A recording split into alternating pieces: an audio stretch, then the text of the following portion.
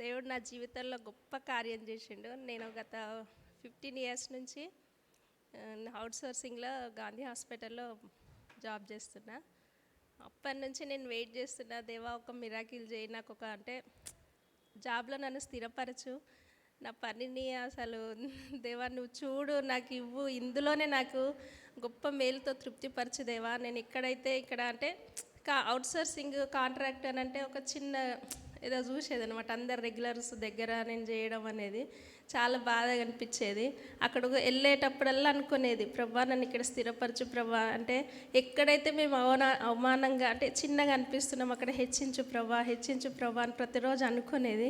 దేవుడు నా ప్రార్థన ఆలకించిండు. దేవుడు అంటే నా పక్షం అందరు దైవ సేవకులు అంటే వాళ్ళ దగ్గర నేను ప్రార్థన నిలబడ్డప్పుడల్లా ప్రతి ప్రవచనమును దేవుడు నాకు నెరవేర్పులోకి తీసుకొచ్చిండు.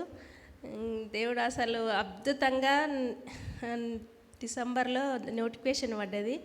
అప్లై చేసినప్పుడు బ్రదర్ ఆ రోజే నోటిఫికేషన్ పడ్డ రోజు ఇంటికి వచ్చిండ్రు. ప్రేయర్ చేయించుకున్నా, ఈరోజు నోటిఫికేషన్ పడ్డది ప్రేయర్ చేయండి అని. ఇంకా అసలు ఆ 15 ఇయర్స్ నుంచి నేను చేసింది చదువుకోవడానికి కూడా దేవుడు ఎంతో కృపనిచ్చిండు. అన్ని విషయాల్లో నాకు సాయం చేసిండు.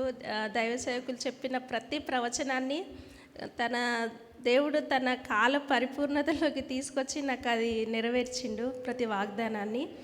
దేవుడు ఇంకా మొన్న ఫిబ్రవరి 7th రోజు దేవుడు నన్ను స్థిరపరిచిండు.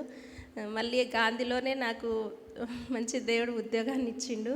దేవునికి స్తోత్రములు. నా కోసం ప్రార్థన చేసిన ప్రతి ఒక్కరికి, చర్చ్ మెంబర్స్కి, దైవ సేవకులందరికీ మనస్ఫూర్తిగా వందనాలు చెల్లిస్తున్నాను. దేవుడు చేసిన కార్యాన్ని బట్టి వందనాలు.